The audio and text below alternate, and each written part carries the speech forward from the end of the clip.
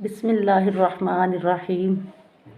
वइज़ क़ाल रब्बुका लिल-मलाइकति इन्नी जाइलुन फ़िल अर्ज़ि ख़लीफ़ा। और जब कहा तेरे रब ने फ़रिश्तों से कि मैं ज़मीन पर एक खलीफ़ा बनाने वाला हूँ। अल्लाह रब्बुल इज़्ज़त ने जब हज़रत आदम अलैहिस्सलाम को बनाया तो फ़रिश्तों से अल्लाह रब्बुल इज़्ज़त ने फ़रमाया कि मैं ज़मीन पर एक खलीफ़ा बनाने वाला हूँ। जिस पर फ़रिश्तों ने कहा कि क्या तू वो बनाएगा जो दुनिया में कत्ल गारत करेगा, खून रेज़ियाँ करेगा। तो हम तेरी तस्बीह बयान करते हैं, हम्द बयान करते हैं, हम तेरी पाकी बयान करते हैं। तो अल्लाह ताला ने फरमाया कि इन्नी आलमु मा ला तालमून, कि मैं वो जानता हूँ जो तुम नहीं जानते। तो हकीकत में जो बात हमने करनी है वो इस पर कर रहे हैं हम बात कि अल्लाह रब्बुल इज़्ज़त ने फ़रिश्तों से कहा कि मैं ज़मीन पर एक खलीफ़ा बनाने वाला हूँ।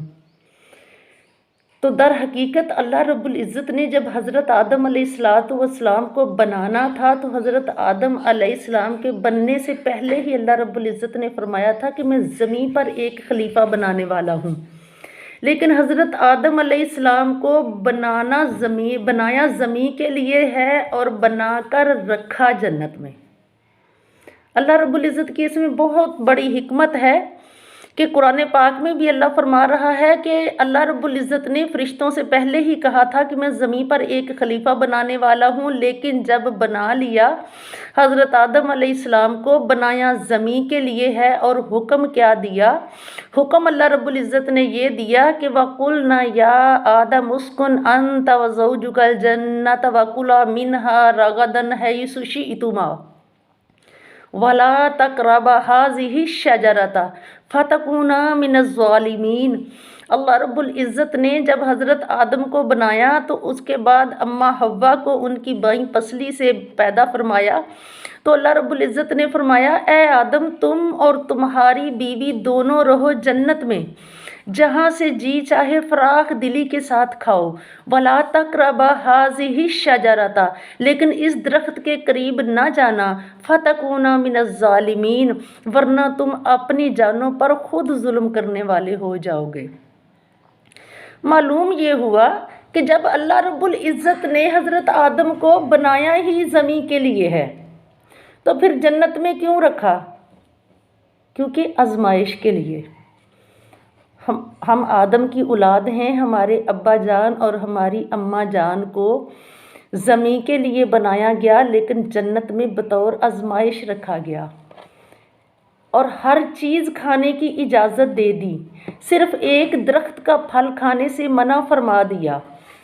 उसी फल ना खाने में तो आजमाइश थी कि अल्लाह रब्बुल इज़्ज़त आजमाना चाहता था कि मैं देखूं ये मेरा हुक्म मानते हैं।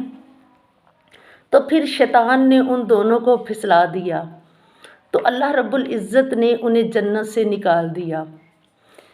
हकीकत में तो बनाए ही ज़मीन के लिए गए थे, लेकिन आजमाइश नस्ल इंसानी के जो बाप हैं और जो माँ हैं उनकी भी की गई।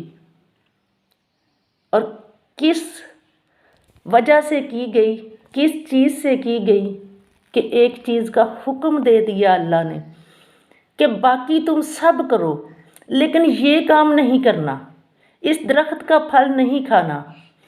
तो उन दोनों ने वो खा लिया, शैतान ने फिसला दिया और उन दोनों ने खा लिया। और हम सारी आदम की औलाद हैं। अल्लाह रब्बुल इज़्ज़त हमें भी इसी तरह आजमा रहा है। किसी चीज़ से मना कर देता है, किसी चीज़ की इजाज़त दे देता है। किसी चीज़ का अल्लाह ने हुक्म दिया है, किसी चीज़ से मना फरमा दिया है। ये चीज़ों की इसमें अहमियत नहीं है, चीज़ों की वैल्यू नहीं है। अल्लाह रब्बुल इज़्ज़त अपने बंदों को आजमाना चाहता है कि जिसका मैंने हुक्म दिया है ये वो काम करते हैं और जिससे मैंने मना किया है उससे ये रुकते हैं। अल्लाह रब्बुल इज़्ज़त सिर्फ़ अपना हुक्म देखना चाहता है। जिस तरह अल्लाह रब्बुल इज़्ज़त ने नमाज फ़र्ज़ की, हुक्म दिया कि नमाज़ पढ़ो। अल्लाह रब्बुल इज़्ज़त देखना चाहता है कि क्या ये मेरा हुक्म बजा लाते हुए नमाज़ पढ़ते हैं। अल्लाह रब्बुल इज़्ज़त ने औरतों को हुक्म दिया कि पर्दा करो। अल्लाह रब्बुल इज़्ज़त आजमाना चाहता है कि क्या ये मेरा हुक्म मानकर पर्दा करती हैं। مردوں کو حکم دیا کہ اپنی نگاہ کو نیچی رکھو۔ اللہ پاک آزمانا چاہتا ہے کہ میں دیکھوں یہ میرا حکم مان کر اپنی نگاہوں کو نیچے رکھتے ہیں۔ اللہ رب العزت نے حلال اور حرام کی تمیز سکھا دی کہ کیا میں دیکھوں یہ میرا حکم مانتے ہوئے حلال اور حرام میں تمیز ان کو آتی ہے۔ یہاں پر چیزوں کی کوئی ویلیو نہیں ہے۔ اللہ رب العزت کا حکم جو ہے وہ ہمارے لیے بہت اہم ہے۔ ہم یہ نہ سوچیں کہ ہم ایسا کیوں کریں، ہم صرف یہ سوچیں کہ حکم کس کا ہے۔ اگر ہم ایسا سوچیں گے نا تو پھر تو شیطان اور ہم میں کوئی فرق نہیں رہ جائے گا۔ شیطان کو جب اللہ رب العزت نے حکم دیا تھا کہ آدم کو سجدہ کرو تو اس نے سجدہ نہیں کیا، اور آگے سے کہا یہ کہ اللہ رب العزت میں تیری تسبیح بیان کروں گا، تجھے سجدہ کروں گا، سجدے کے لائق تو ہے، میں آدم کو سجدہ نہیں کروں گا، تو نے اسے مٹی سے بنایا ہے، مجھے آگ سے بنایا ہے۔ اللہ رب العزت نے لعنت کا طوق گلے میں ڈالا اور جنت سے نکال دیا۔ کس وجہ سے؟ اللہ رب العزت نے فرمایا تو مجھے مانتا ہے، میرا حکم نہیں مانتا۔ جس کو مانا جاتا ہے اس کا حکم بھی مانا جاتا ہے۔ ہمارا حال بھی یہی ہے، ہم اللہ کو مانتے ہیں لیکن اللہ کے حکم کو نہیں مانتے۔ تو ہمارے لیے یہ لمحہ فکریہ ہے کہ شیطان پہلے جنت میں تھا، وہ جنت میں تھا تو اس نے انکار کیا تو اللہ نے جنت سے نکال دیا۔ ہم تو پہلے ہی جنت سے باہر ہیں، ہم تو اپنے اعمالوں کے ساتھ جائیں گے یا آقا دو عالم کی سفارش پر جائیں گے، لیکن اس سے پہلے جو ہے وہ ہمیں سوچنا تو چاہیے نا اللہ رب العزت نے ہم پر حکم جو ہیں وہ نازل فرمائے ہیں۔ اور جس طرح حضرت آدم علیہ السلام اور اماں حوا سلام اللہ علیہا کی آزمائش ہوئی ہے، یہ آزمائشیں قیامت کے دن تک ہوتی رہیں گی۔ اللہ رب العزت قرآن میں خود فرما رہا ہے وَلَنَبْلُوَنَّكُمْ بِشَيْءٍ مِّنَ الْخَوْفِ وَالْجُوعِ وَنَقْصٍ مِّنَ الْأَمْوَالِ وَالْأَنفُسِ وَالثَّمَرَاتِ وَبَشِّرِ الصَّابِرِينَ۔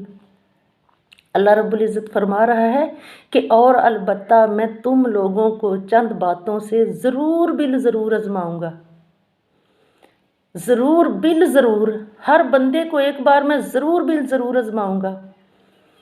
کبھی خوف طاری کر دوں گا، کبھی بھوک طاری کر دوں گا، کبھی مال کا نقصان کروں گا، کبھی جانوں کا نقصان ہوگا اور کبھی پھلوں کا نقصان ہوگا۔ یہ نقصانات جو ہوں گے اس کے بعد کیا ہوگا؟ اللہ رب العزت نے فرمایا وَبَشِّرِ الصَّابِرِينَ، اتنے نقصانات میں جو صبر کرے گا نا محبوب ان کو خوشخبری سنا دے کہ ان کے لیے خوشخبریاں ہیں جو صبر کریں گے۔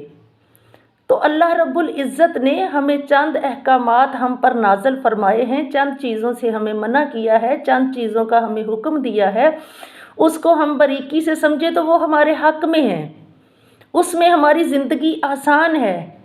ہم دنیا کی مشقت خود پر خود طاری کر رہے ہیں، اللہ رب العزت نے اتنی مشقت ہم پر طاری نہیں کی۔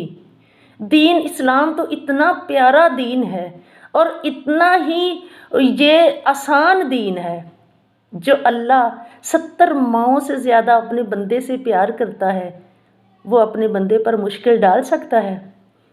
اللہ تعالیٰ کے ہر کام میں آسانی ہے۔ اور اللہ رب العزت یہاں پر فرما رہا ہے اگر تم پر آزمائش آ جائے تو وہ تمہارے صبر کو آزمایا جائے گا، تو پھر صبر کرو گے تو خوشخبریوں کے انبار لگ جائیں گے۔